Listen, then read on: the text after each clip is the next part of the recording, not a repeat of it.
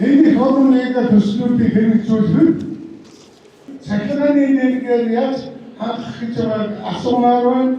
Өвлийн ойролцоогийн ачаалал 1680 кВт хүрсэн. За 2032 онд Улаанбаатар хотыг сан хэрэглээ 2 дахин нэмэгдэн буюу 3 ГВт хүрэхээр энэ тооцоо хийж байгаа эрчим хүч хувьсгал хийж шинжлэх юм шаардлагатай байж байгаа. Тэгэхээр энэ дээр бол эрчим хүчний яамтай хамтраад ажиллаж байгаа. Та энэ анзаарсан бол сая 1 сарын 15-20 хавцааныг хүүтэрсэн шүү дээ. Энэ өвлийн хамгийн хүүтрэл явагдсан. Тэр үед бол эрчим хүчний хязгаарлалт хийгээгүй. Нямбатар даргын маань 2024 онд хийсэн 3 том ажлын хамгийн нэгдүгээр ажил бол Багнуурын 50 МВт батарей цэцлэх станцыг ашиглалтанд оруулсан.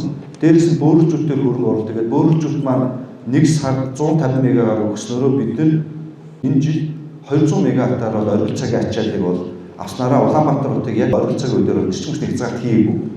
Өнөөдрийн байдлаар бөөрөлжүүлэлт болон Багнуурын батарей хөрөнгөлөөр ашиглалтанд орсноор Оросын холбооны улс руу гарч байгаа эрчим хүчний худалдаж авдаг гэсэн мөнгөний урсгалыг зогсоосон дотоодоос хангаж чадж байгаа юм амжилттай явж байгаа. Тийм учраас бид нэр бөөрөлжүүлэлтийн одоо 2 дугаар болоод 3 дугаар болоод ингээд 150 гээд ирэх жилүүдэд явахаар бид нар бол эрчим хүчний их усрын хувьд бол дутагдал одоо цаашлаа гарахгүй. Улаанбаатар хот маань дахиж тийм эрчим хүчний дутагдалд орохгүй хэд хэдэн том төслүүд явж байгаа. Бид нар харин өсөлттэй уялдуулаад энэ дэд станцууд агарын шугам холбоо шинжилгээ ажлууд дээр 32 мөрөлдсөн 8 тэрбум долларын хөрөнгө оруулалт хэрэгтэй. Энийг бас яаж хийх вэ гэдэг ингээд эрчим хүчний яамтай менежментийн хувьд ажиллаад явж байгаа. Мега төсөлд оролцох эргэлтийн оролцоо хүний хүчин зүйлийг юу тооцож байна вэ? Асуудал байна. Монгол улсад том төсөл хэрэгжих биднээсээ барьж байгаа нэг бодлого байж байна. Бид нар том төслүүд дээр хамгийн багадаа 20% төслүүдийн нэмэн хүртэг Монголын компаниудаас шингэнэ. Тэгээ үнийгээ задлаад төсөл гүйцэтгэж байгаа ерхий гүйцэтгэгч болон барилгын материалууд дээр тэтөөргээд ингээд төслийн менежментийн аргаар хувийг зааж өгч байгаа. Нэг өсөндөө оюутлогын гэрээний жишээлүүд хүчирсэн. Оюутлогоо тэрээс санаж байгаа бол 2015-16 оны үед бол дандаа гадаадууд ажилладаг байсан. Монголчууд маш цөөхөн ажилладаг байсан. Монгол компаниуд бага ажилладаг байсан. Өнөөдөр 2025 онд бол гадаадууд ажиллаж байгаа тоо маш цөөхөн шүү дээ. 5% хүрэх болсон.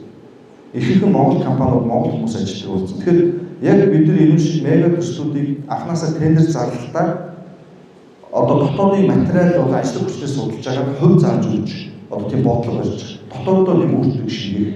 Ялангуяа Монгол улсад нэмэн хүртэг шингээх боломжтой барилгын материалууд гэвэл центний 5 үйлдвэр байж байгаа Монгол улсад 4.5 сая тонн цент үйлдвэрт багтаамжтай 10 тур байж Багнуурт 10 турын үйлдвэр ашиглалтанд орж байгаа. Дээрээс нь ажлын хүч түгээмэл төгсөлтэй материал гэсэн ийм л барилгын сүүл материалууд Монголд үйлдвэрлэх боломжтой.